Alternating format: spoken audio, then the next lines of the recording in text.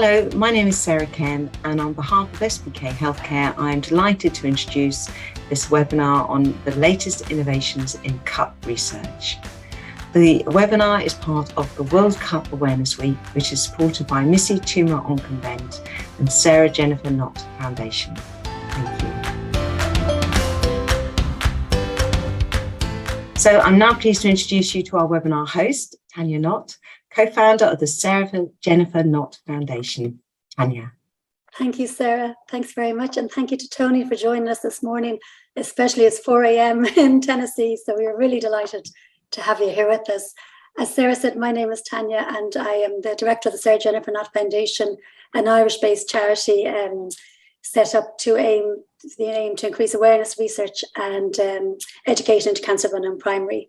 I suppose I've been inspired by the work of John Simons in the CUP Foundation, Joe's Friends, and together then we met Juanita Minard, who's the co-founder of Missie, Tumor, Onbekend, and together Juanita and I decided to go ahead with this World Cup Awareness Week to try and put the highlight on cancer of unknown primary.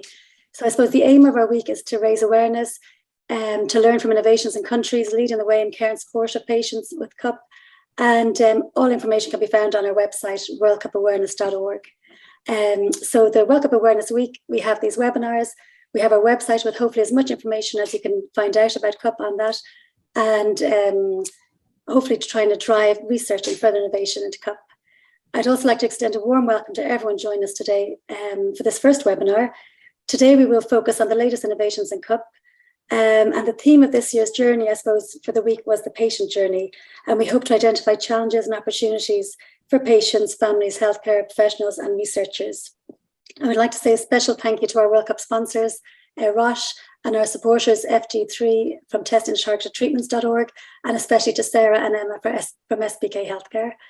As Sarah mentioned, please type in questions in the box, and we look forward to discussions later. I'm delighted to say I think we have 444 registrations from all over the world, so it truly is a great world event. And now it is with great pleasure that I get to introduce our first speaker, Dr. Anthony Greco. Dr. Greco is co-founder of the Sarah Cannon Research Institute located in Nashville, USA. He's the principal professional interest has been in clinical cancer research, and he now specializes in cancer of unknown primary, lung cancer, and germ cell tumors. He has helped to define the complex group of patients with unknown primary cancer, recognizing many subsets of patients requiring specific therapy. He has developed or helped to develop new and improved therapies for patients with several types of neoplastic diseases, including unknown primary cancer. And he is considered to be the leading world authority in cancer of unknown primary. And so it is our great pleasure and privilege to have Dr. Greco open this session. Thank you, Tony. Thank you very much, Tony. It's great to be with you today. The subject today is a little bit complex. It's controversial and somewhat contentious. There's not always agreement about these patients, and I'm going to give you my perspective and some of the information in broad swipes. We don't have time to go into great detail, but I'll do my best.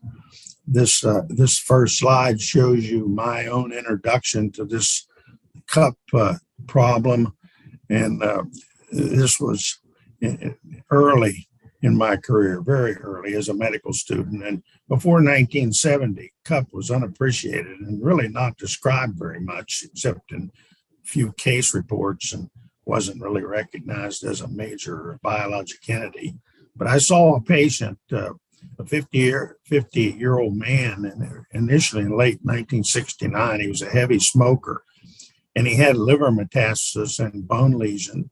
At that time, we didn't have CT scans, but his chest X-ray was normal. And he really had no lung symptoms except shortness of breath with exertion. He had a liver biopsy, and this showed an oat cell or small cell carcinoma. This typically arises from the lung, but of course we couldn't find it in the lung. So this patient was an early patient with CUP, and there was no treatment at the time for this, and we gave him supportive care. And he lived for 2 months. He came to an autopsy, and I participated in this and have in several others since this time. And we thought that perhaps this was originating in the lung, but again, we didn't understand this entity. But at postmortem, we did find a 5 millimeter, very small area in a bronchus. The pathologist could feel this, and you could just see the slightest abnormality. And tissue sections were made, and this was the invasive primary site of this cancer, which subsequently spread in his body, mainly in his liver and bones. And this began my own interest in this entity. We've subsequently learned that many cancers can produce this syndrome. In fact, CUP's not a single cancer. It's a syndrome of many cancers. Next slide, please. How do you evaluate patients who you see who have CUP? Well, things have changed a lot in terms of diagnostic evaluation. One needs to try to find the primary site in these patients. In most cancers with metastatic disease, this is not a clinical problem. The primary site is obvious. In these patients, it's not.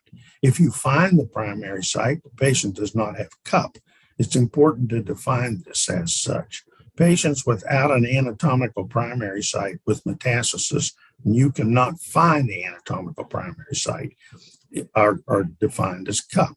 And you need a particular evaluation. You can't miss these. You particularly need physical examination and history, which is always extremely important. You need CT scans of the chest, abdomen, pelvis. And you would do selected evaluations of any other system, depending on the patient's symptoms, signs, and any basic laboratory abnormalities in the physical exam. PET scans usually not done routinely, in my opinion, except in selected cases, because it doesn't appear overall to be any better than CT scans in finding the primaries in most of these patients. Mammograms are important in women, and serum PSA, prostate-specific antigen determination in men, and then selected other testing depending on the symptoms and signs and laboratory value and physical examination. I've listed a few here. Obviously, you need to biopsy a metastatic site, and you need standard pathology, which is important today, particularly immunohistochemical staining, which sometimes can point to the precise tissue origin, even though there's no obvious anatomical primary site for the patient, which is an essential definition of CUP. And then in many patients, we need molecular testing, particularly if we don't know the primary site. But even if we do, and we learn the tissue of origin, we need to have site-directed molecular testing, because there are so many markers for particular cancer types, genetic alterations, which have important therapeutic implications. So this is an integration in CUP patients of the molecular tests to determine the tissue of origin, which I'll get into in a minute, and the important next generation sequencing testing, which determines molecular alterations in the cancer cells themselves, which could be very important for precision therapy for these patients. Next slide. Now, I mentioned earlier, CUP is a syndrome.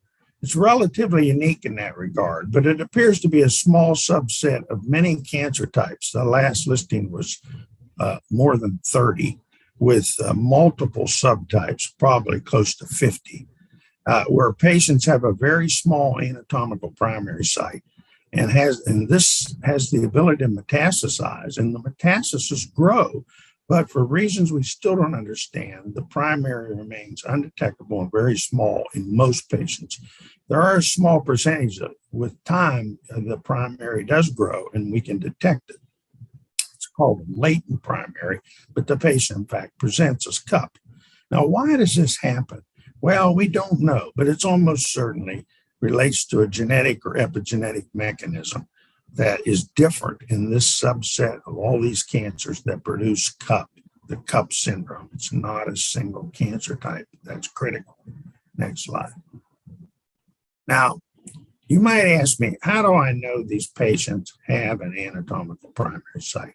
Well, the patient I saw initially back in 1969 was the clue to this. And subsequently, there have been many autopsies performed on these patients and published in the literature. Plus, as I mentioned, I've been involved in many of these myself.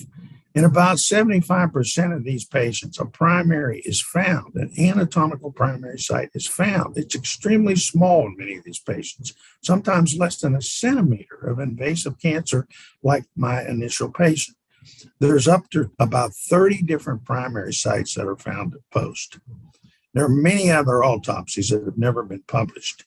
Now, autopsies have limitations in finding very small primaries in cup. The reason for that is you have to either see or palpate or feel a suspected area and then do microscopic sections through that to show that it is the invasive cancer and very likely the primary in this patient who has cup. And within the autopsy, you have all the organs, and the primary could be buried deep in any of these, such as in the lung, the breast, the urinary tract, the liver, many other sites, the kidney. And you would have to do thousands of sections unless you see something or feel something through these organs in order to find these tiny primaries. So the overwhelming majority of patients with cup, in fact, do have a very small anatomical primary site that you just can't detect during life. And some you can't even detect them during post, but they're almost certainly there. Next slide. Now, patients with cup obviously have metastatic cancers. And this slide on the left-hand side, as you view this, are patients with known primary sites. The majority of patients who have metastasis, either they present that way or they had a cancer before and then they have recurrence. They have metastasis, but we are aware of the tissue of origin in the anatomical primary site. And the way we treat those patients is we treat them according to the type of cancer they have. And we need additional testing often molecular testing, as mentioned earlier, which can determine particular genetic alterations in the cancer cells for certain cancers where we know we can treat in a more effective, optimal precision fashion, like in lung cancer, breast cancer, many others. On the right-hand portion of the slide, we have the cup population. It's 2 to 3% of all patients with metastatic cancer. Now, in the United States alone, we estimate this about 80,000 patients a year. So worldwide, this is not a rare cancer. And you obviously need a biopsy and evaluation, but you don't find the anatomical primary site. That's the definition of cup.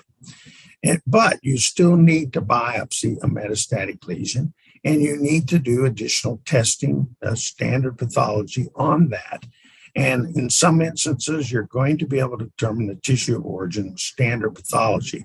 And about 2/3 of the patients, in our experience now with a couple thousand patients, you're not going to be able to determine the tissue of origin from standard pathology. So you need molecular testing. And there are many molecular tests out there. The one that we've developed and used is an RT-PCR test, an RNA test done on tissue, and fairly straightforward and fairly accurate. And we can diagnose the tissue of origin in these patients, even though we can't find the anatomical primary site, by a combination of clinical features, standard pathology, and if necessary, the molecular cancer classifier assay that I mentioned. The cancer type ID is in the United States. And then once you determine the tissue of origin, the management of these patients is no different than patients on the left-hand part of this slide, which we know the primary to begin with. You've determined the tissue of origin, but you haven't determined the anatomical primary site, and you treat the patient in a similar fashion. Now, if you don't determine the tissue of origin, which occurs in about 5% of patients if you follow this scheme and have this technology available to you, then you can treat the patient with empiric chemotherapy. This is basically shotgun approach. As I mentioned, cup is not one cancer, so you're just hoping that the chemotherapy you pick might be helpful for that patient. Often it isn't. So this is not an ideal approach. I often recommend molecular testing in that group of patients because you might find a alteration which is treatable despite the fact that you don't understand where the cancer came from. And these are agnostic type therapies. There are 4 of these now approved in the United States, regardless of the cancer type, but often used as second or third line therapy, not first line, except in rare instances. Next slide, please. Now, the molecular cancer classifier that we use and that's being used more and more can identify 28 different cancer types, tissues of origin, and 50 different subtypes. Now, I've been working with this since 2008, and over 1,500 patients. I've personally reviewed all the clinical information, pathology, and the cancer type ID, plus many others are published now. It's about 90% accurate in determining the tissue of origin, but there are limitations of the test. It's about 80% to 85% accurate in patients with CUP. We've determined this by various methods, and others have too, so this is critical. It's been validated in CUP patients as well as in known cancers. Of course, you don't need to test in known primary site. You already know the tissue of origin, but when you don't, the test is helpful and it complements standard pathology. Next slide. So I mentioned this earlier. We don't use any test in isolation in these patients to determine the tissue of origin. We need to know the tissue of origin in order to plan optimal precision therapy, just like we do in any patient with metastatic disease when we know the anatomical primary site. So the clinical history and physical examination is critical, and obviously the evaluation of these patients is critical. The sites of metastasis. A biopsy is important for diagnosis, and standard pathology with selected immunohistochemical stains is important. There are hundreds of these stains, so this becomes difficult to know which ones to use. We have a panel we routinely use, but this varies from place to place. And then we often need the molecular cancer classifier assay, the one that we have used the most in more than 1,500 patients thus far with CUP, is the cancer type ID. And then comprehensive molecular profiling, which can be done on blood now, or tissue liquid biopsies, or on the tissue itself. And you have to know what the tissue of origin is in order to interpret this properly, because molecular alterations can vary amongst different cancers, the same alteration in various cancers, and they're not all successfully targeted for this in every cancer the same way, except in rare instances. Next slide, please. So in 2022, we've learned a lot over the last few decades, particularly in the last decade. We don't know what causes the CUP syndrome, but we're getting close, and a lot of people are studying this, and it's almost certain it's related to epigenetic or genetic or a combination of mechanisms that allow the cancer to spread, despite the fact that it's so small that we can't find it during life, although we can find it at postmortem in virtually all the patients. They arise from clinically undetectable anatomical primary sites. And in CUP is many different cancers.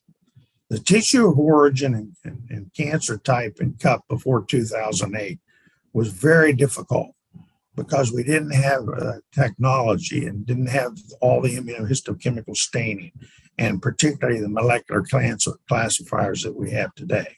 So at that time, we had very little in the way of therapy too for patients with any advanced cancer, a few exceptions. So we developed empiric chemotherapy. It's still used a lot today, but it's not the ideal approach. You need to determine the type of cancer a patient has and treat them for that cancer type. And we can do that now in the majority of these patients. Next slide. Now, you might ask, well, is the outcome of the patients really any different? This is a source of controversy now, and there are studies ongoing and some that have been done, but they're flawed in many ways. So we really don't have an answer, although some think we have an answer from those flawed studies. But if you look at the patients with CUP where we've defined the tissue of origin, keep in mind they're CUP. We do not have an anatomical primary site. They have metastasis, but we're able to subclassify into various subsets like colorectal cancer, renal, kidney cancer, lung cancers, breast cancers, head and neck. This has been known for a while, ovarian, germ cell tumors, melanoma, and many others. And now there's growing evidence that if you treat these patients with CUP with these subsets, they do as well as patients with metastatic disease from those very sites. So this is outcome information, which is almost proof now in many of these subsets that they do just as well once you determine the correct tissue of origin and treat the patient as such. One thing I'll mention here that's very important, if you feel confident in the tissue of origin, the patient with cup, you can stage that patient with the TNM system. It's built to do that. You can stage the patient as T0. That's an undetectable primary. That's what cup is. And then if they have nodal disease in the area that you define, which is very likely the primary, you could give an N category. And of course, they all have M. They all have metastasis. So you can stage these patients. And we're working on this now to try to put a major publication out to show when you know or feel very confident in tissue of origin, you stage the patient as that cancer, as T0, and treat the patient as that cancer. Next slide. I'm almost done here. We'll roll on along. So I've got some axioms. I'll call them mine, but they're not really mine. It's just I put the slide together and I've thought about every single one of these. And this is in 2022. And again, I can't take a deep dive on this because we don't have the time, but I'm going to just mention some of these in summary. CUP is not a single type cancer type. It's not a single cancer type. It's multiple cancers from multiple sites, many tumor types, and many subsets of cancers. We can find them at autopsy in almost all the patients. So they have a small anatomical primary site. I wish this could be put to rest. A molecular cancer classifier assay of the biopsy, in concert with clinical features and standard pathology, you can diagnose the tissue of origin in 90% plus of these patients, and then move ahead and treat accordingly. Comprehensive molecular profiling of the tissue or by biopsy, by liquid biopsy, the blood, cannot validly diagnose the tissue of origin. Although as people are working on this and some claim they can, I've not seen validation from it yet.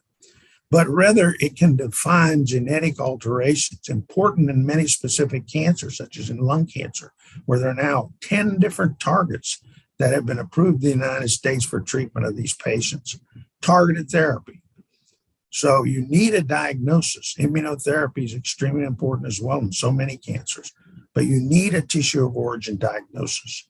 Some cup cancers are extremely treatable, and I can name a few of those already, with targeted drugs or with immunotherapy or chemotherapy or combinations. And many of these we can recognize now, although they have cup, we can recognize them specifically as lung, colorectal, kidney, breast, ovarian, and many others, melanoma.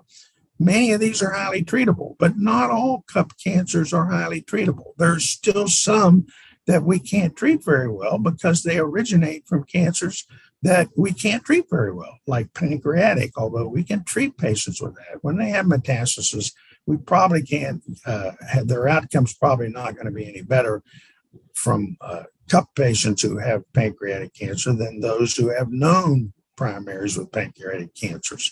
So we need to integrate next generation sequencing with the tissue of origin in order to get the best optimal precision therapy for each patient. Next slide. This is the last one. Additional axioms here.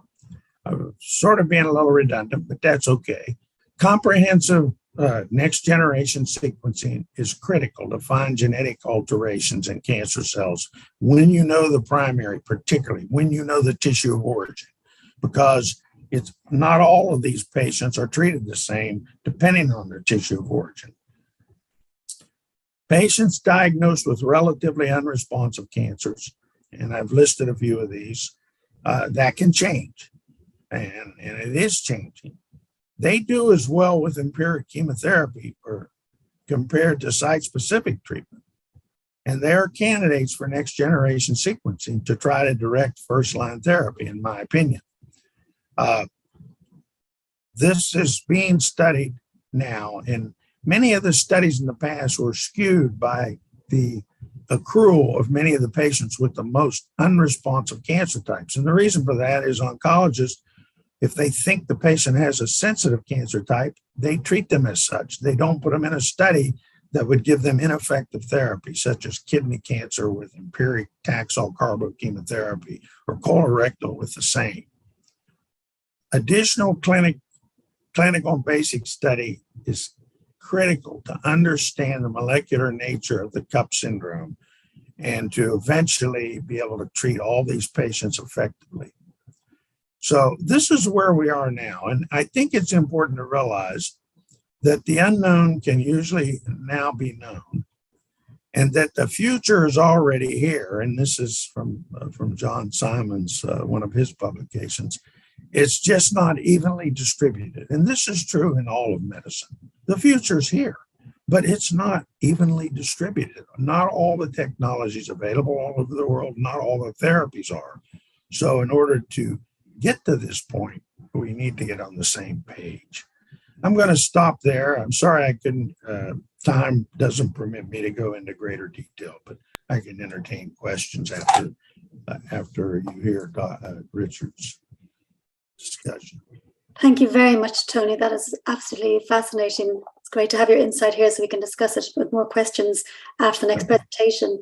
It's my pleasure to introduce Professor Richard Tothill from Melbourne. We have pre-recorded his presentation. Professor Richard Tuttle is a group leader within the University of Melbourne Centre for Cancer Research and heads the Rare Disease Oncogenomics Laboratory. He has more than 20 years of experience working in cancer research, technology, development, and academic research.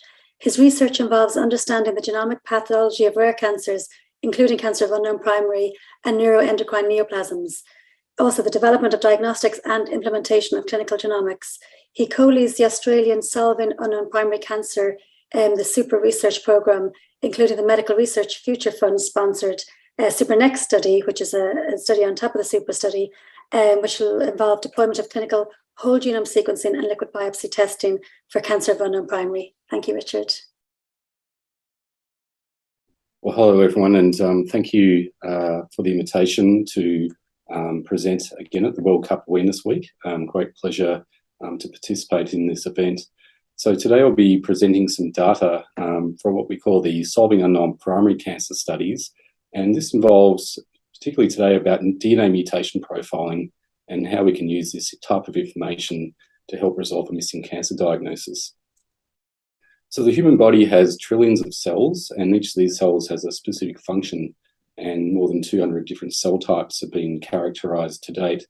So you might have cells that are involved with the skin and they have a protective function, perhaps cells associated with muscle, involved with contractile function and making our limbs move, perhaps blood cells that carry oxygen around to different organs, and nerve cells that carry impulses from nervous stimulus from the brain. So each cancers actually retain a lot of the functions of normal cells, or they retain patterns that resemble the normal cells from which they arose. And I've just given an example here of colon cancer and its development from a normal pattern of differentiation. We've got these colonic crypts in the intestine, and then they go through, in cancer, they go through these sort of progressive stages of becoming more and more disorganized and acquiring these traits of cancer, like proliferative potential and growing into a tumor mass. But even though when they become fully become cancer, they still retain many of the features that resemble the normal colon and the crypt-like structure. Now, different cancers have what we call grades, and this can have a couple of different meanings, but typically it means that a tumor that becomes low grade or grade 1 through to higher grade, grade 3, they tend to lose more of their differentiation. Or this pattern of growth or architecture of the tissue. And despite this, the pathologists are very good at looking down the microscope and identifying these features, and this helps us to resolve a cancer diagnosis. Another thing that pathologists use is called Immunoster Chemistry, and they target specific proteins expressed in cells that define what that cell type is.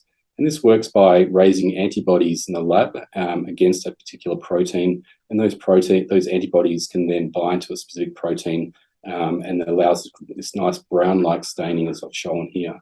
And it's typically not just single antibodies that are used, but panels of antibodies that gives us a profile, an immunohistochemical profile that helps to resolve that tissue of origin. So an extension of this is using what we call gene expression profiling. And here we're targeting RNA, which is an intermediate between DNA and protein. RNA's code looks very similar to DNA, and its chemical structure makes it easy to interrogate.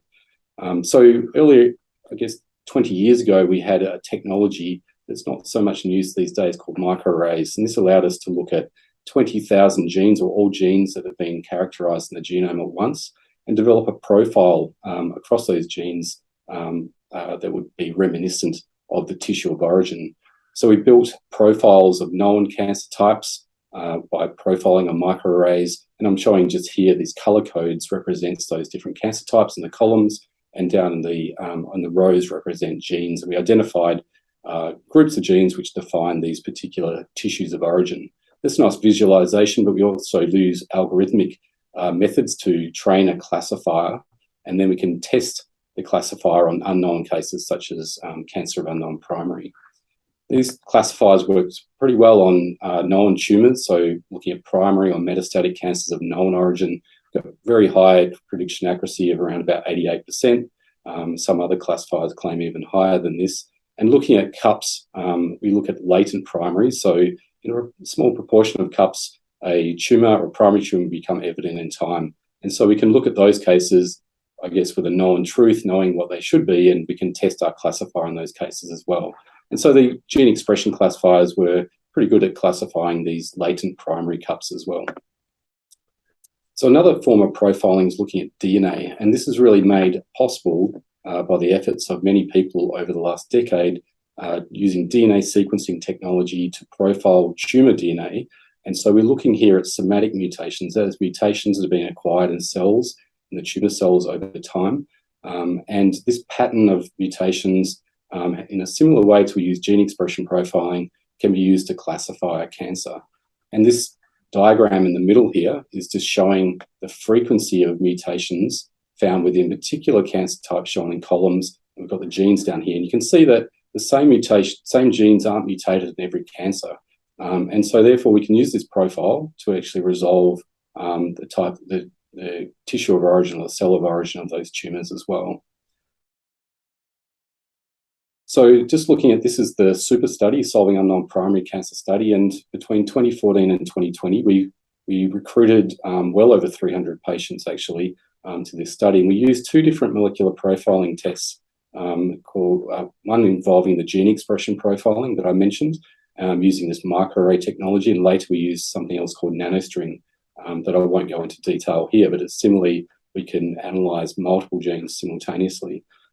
And then we have mutational profiling. We use what's called comprehensive cancer panels, around about 500 genes, or perhaps slightly fewer, maybe 350 cancer genes. And this allowed us to interrogate, I guess, those genes which are most frequently mutated in the CUP tumours as well. This can have a couple of purposes, looking for actionable mutations, things we can target with therapies, but also this information can be used for a diagnostic purpose as well. So just to mention that the people who led the super study was Linda Malishkin, Penny Schofield, and Tothill, and I had a role later in this study, but more recently I've been more active in the SuperNext study that I'll talk about in a few moments' time. So I'm just presenting some work as one study that's been done with the super cohort, and this was really done by a PhD student in my lab at Tara Posner, with a lot of help from Owen Prowell, who's our very experienced pathologist who looks at all our CUP cases. So what we did first, we took 215 cases and we looked at whether or not Owen could resolve these cases based on histology alone. So what we find is that sometimes a CUP patient will be recruited to the study, but when we review the pathology, we find that there's good evidence to suggest it's likely to be a particular cancer type. And in some cases, we had these latent primary CUPs as well. So about a quarter of those cases, we could probably resolve without the use of genomics. And this left us with about 3/4 of cases, which we termed true CUP. So we firstly applied these gene expression tests. And it's important to note here, we look at things with a high and medium confidence prediction. We're really confident of that classification. So we term those as being classified. And there's a distinction between looking at these resolved CUPs and the true CUPs. The resolved CUPs about 80% of those could be classified with high to medium confidence. And then the true cups, there's a far fewer can be classified with a medium to high confidence. Importantly, 94% were concordant between what the pathologist thought the tumour was and what we predicted here with gene expression profiling. So what we did next was to combine all the information that we had, Immunoster Chemistry and all the molecular features, and then we put all that information together to make an informed decision about what we thought that cancer was. And importantly, what we found is that in 31% of cases, we found the DNA mutations were informative, but only 15% of cases where gene expression profiling was consistent with what we thought the tissue of origin was. And these are some of the top ranked cancers that we found amongst those resolved cases. So moving on from genes to genomes, so now we're applying whole genome sequencing rather than using these cancer genome panels. And we're doing this through the SuperNext study. And we're recruiting from a similar number of sites around Australia, and we're doing whole genome sequencing, comparing this directly to panel sequencing. And we're also employing this new method called CUPPA, and this was provided to us by Peter Priestley at Hartwig Medical Foundation in Sydney. And Peter's really responsible for developing a lot of the bioinformatic tools that the Hartwig Medical Foundation uses in the Netherlands. And CUPPA is trained upon DNA and RNA classification across a number of histological subtypes and cancer types. It's a very comprehensive tool, and we use the information from both of these classifiers for classifying the CUP tumours now. This is just showing the results from one, and clearly when everything lines up like it does here with kidney, we have great confidence that we've got orthogonal information suggests that this is likely to be a kidney cancer. So I'm just going to show you one example here of a case which was very hard to diagnose. This is a patient who's 83 years old, a female patient, developed a tumour under her armpit that's an axillary lymph node. The cancer imaging was suggestive, no likely cancer of origin or primary tumour, and the pathology was quite, it's not very helpful either. There was no expression for these common markers like cytokeratins and melanoma markers like S100 shown here. So the diagnostic differential was across a number of things, from being sarcoma, perhaps a carcinoma or a melanoma. And here this is the whole genome sequencing results, and CUPPA came back with a high confidence classification for melanoma. Now you note that the DNA classification was really high at 98%, but the RNA classification was much lower, with the combined RNA being only 26%. So this patient, the actual DNA features that support this would be a UV signature. So this is synonymous with skin cancer. We see lots of mutations with a very specific pattern associated with UV exposure. And so this patient went on to what is standard care for melanoma, being an immune checkpoint inhibitor. I just want to show you this data here just to show this is not just a one-off case. This is 4 cases here that we've identified as melanomas. All of them had high DNA confidence or high confidence DNA predictions, but the RNA was much lower. And just to conclude, this is the final slide. And what we're doing with SuperNext is to survey the pathologists before we give them the genomics data. We do this to make sure that these cups are all true cups to begin with. And then after they're provided with the genomics data, then they reassess. We find in 2/3 of the cases now, we can resolve the likely tissue of origin based on the combined genomics, histopathology, clinical picture, etc. And I'll just conclude by acknowledging all the people that contribute to Super, including the Super team, but our external collaborators, the Hartwig Medical Foundation, as I mentioned.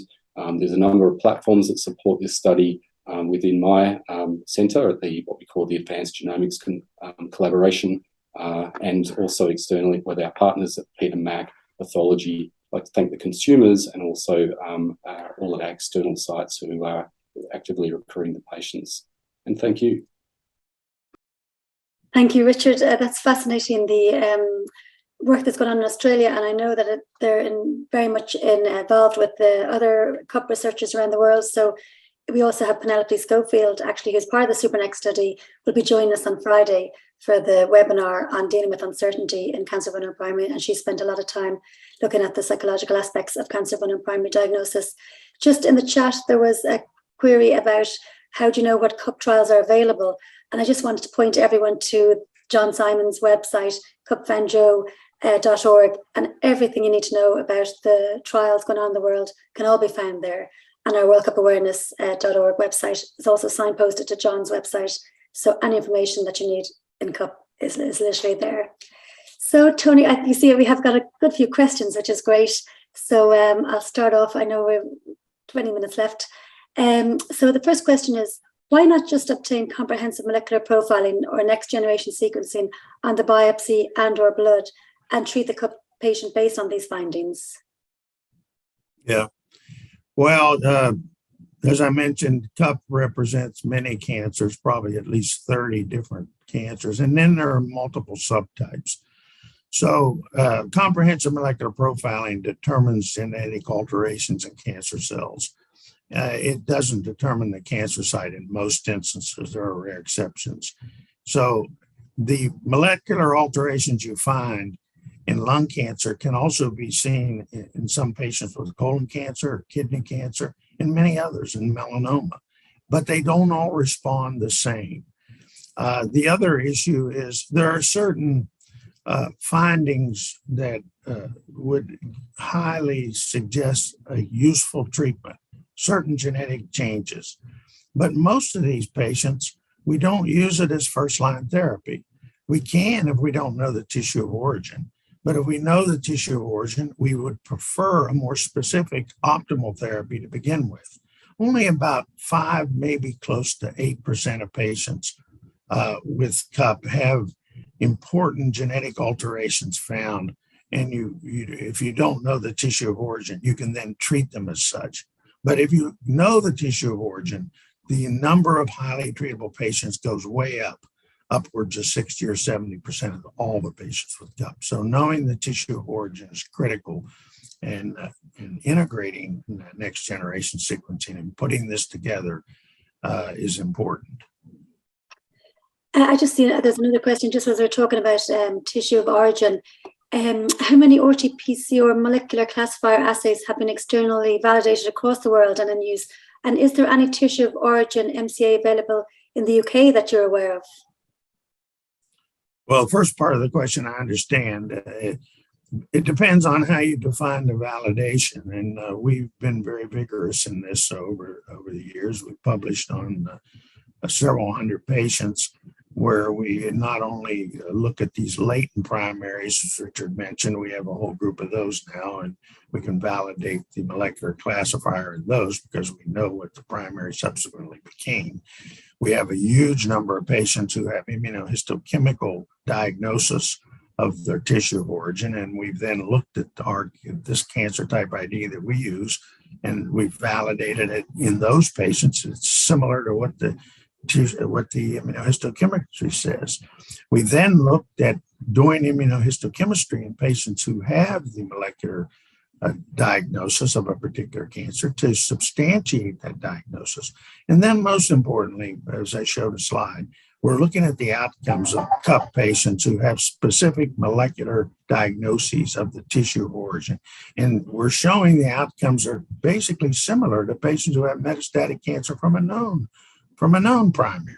So these are validation methods that are critical. And in my opinion, we need to have this for any CUP classifier that says that they can determine the tissue of origin. We need to have this type of validation in order to feel confident that we're really dealing with that tissue of origin, since we can't see or find the anatomical primary site, although the patient certainly has one. And there was another, just back in line with this, would whole genomic sequencing, in your opinion, have added value over NGS techniques for CUP? What are your thoughts on that? I'm sorry, could you repeat it? I just don't understand very well. Sorry, my accent. Would whole genomic sequencing, in your opinion, have added value over next generation sequencing techniques for CUP? Do you think? Yeah, I think so to some degree, although it's not going to be a major difference right now, although in the future it could be once we learn more about the genetic alterations, put this whole puzzle together for all cancers, which is a genetic disease, basically. This is an interesting question. In my experience, these types of patients often present quite late and deteriorate quite quickly. Would empirical chemo be suitable to commence while still awaiting molecular testing? Yes, that's perfectly acceptable. particularly if it's going to take a long time to have answers, and patients do have rapid progression many times. So you can do that, and then you can modify the therapy based on the molecular testing. You can change it more appropriate to the tissue of origin if you discovered that, or for molecular alterations that you find. There's a question here. How about using, this is now, obviously I'm not known about it. I don't know if you would ever heard this, hypoxia-inducible factors like atchomycin, digoxin, along with chemo or immunotherapy against CUP. Is that something you're familiar with? I'm not sure if that's... Well, I'm not sure I can answer that because I'm not sure the exact specifics of the question, but immunotherapy can be effective against many CUP cancers. Remember, CUP's not a single cancer. It's effective, as Richard showed you in the patient that they diagnosed melanoma on, which they couldn't. We have several examples of the same thing. And immunotherapy is effective against melanoma, relatively. I mean, there are some patients that are totally cured now, upwards of close to 50% with melanoma with immunotherapy. So if a CUP patient has melanoma and you don't know it, and you're treating with empiric chemotherapy, you're not giving the patient the best therapy, and most of those patients will expire. So knowing the cancer type is critical. There are many other cancers that are treated effectively with immunotherapy or other targeted drugs. But you have to know that. You can't just give them all every targeted therapy to try to find the one that they have. You need to determine the tissue of origin. It's critical in this group of patients. Right. Let me see. There's other questions here. Randomized studies have shown no outcome improvement by using site-specific therapy in CUP based upon a molecular diagnosis of the cancer type. Why determine the tissue of origin? That's a good question. Yeah. The studies that have been done, there are only two. One was from Japan and only had about 100 patients in it. 20% were subsequently proven to be lymphoma. So you can see lymphoma is not CUP. So they had their own molecular cancer classifier that they developed that required fresh tissue. And over 9 years, they could only get this many patients. Plus, it was designed many years ago before we had effective therapies for many of the cancers that they were diagnosing with their molecular test. So those patients didn't get that cancer.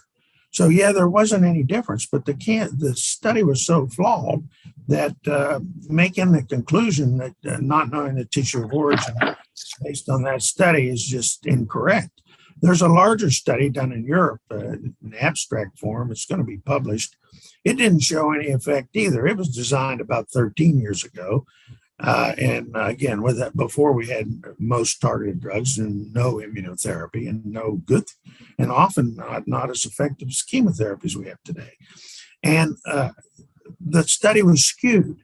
It was skewed with pancreatic biliary cancers and other advanced squamous cancers because most oncologists who thought they had a more treatable cancer type didn't put their patients in the study. So it was skewed with the worst groups of patients that were the empiric chemotherapy that they got randomized to, gemcitabine, cisplatin, was often no different than a site-specific treatment, like in pancreatic. So to make a conclusion on that type of flawed study, although at the time that was okay to design it that way, when you look back, you can't make a broad sweeping conclusion. It's kind of ridiculous to not think that knowing what the tissue of origin is in a CUP patient is not going to be helpful. In some patients, it's very helpful. In others, it's not so helpful, depending on the cancer that they have. Yes, and even like one frustration for CUP patients and their limited access to targeted therapies is the lack of research up until now in this area. And I know I've read all your publications in the past, and I've noticed, I think, since the era of precision medicine, there's so much more studies now focused on CUP. So I think CUP patients are definitely benefiting from this new interest in next generation sequencing, because I think it's obviously the hardest answer to answer. But what would be your ideal research if we were going to look into research into CUP with all the technology we have now? What kind of study would you like to see happening? Yeah, there are several, but the one that I think is the most practical are outcome studies. And I think it's very difficult to do random studies now because of what I mentioned earlier. Many oncologists won't put their patient on if they think they have kidney cancer or think they have colorectal. They're not going to give them empiric chemotherapy, which is useless for that type of cancer. So they won't put the treatable cancer like that on a study. So what I would propose are large phase 2 studies where you molecularly, we're already doing this, you molecularly diagnose the cup patient, breast, lung, kidney, melanoma, whatever. And then you treat the patient with site-specific treatment and have a large number. You could easily have 80 to 100 patients with each of these subtypes. You treat them site-specifically for that subtype, and then you compare them to known cancers with metastasis, known primary sites. And so far, our research, and again, it has to be broader and more extensive than it's been thus far, has shown that the outcomes are similar. That's all we need. If the outcome is similar to that, I don't need a randomized study. It's difficult to do a randomized study because of the skewed patient population you're going to end up with today. So that's basically, in my opinion, one of the most important clinical studies to do right now. And also, I think even patient registries and kind of collecting real world evidence too is vital, isn't it? Especially with all these more information come up with the precision medicine and precision molecular profiling, that we can capture this information for patients somewhere so that it can just build up the evidence, isn't it? Real world evidence. Yes, that's correct. You have to use all the ways possible to gain more information. I suppose as a final question, from a patient organization point of view, and where do you think we should focus our efforts? For you've come in contact with so many CUP patients. What are their greatest needs, and where can we, as advocates, focus our attentions? Yeah, I think you're right. There are many needs, and I think if one focuses on some of the things that I was talking about today, patient education about they don't have a single cancer, they just fit in a syndrome that many cancers produce, and that syndrome is CUP, and that knowing what type of cancer that they have becomes critical in many instances. And we now have the technology, if it's available to you, it's not available everywhere in the world, that you can diagnose the tissue of origin in the majority. So you know what type of cancer they have.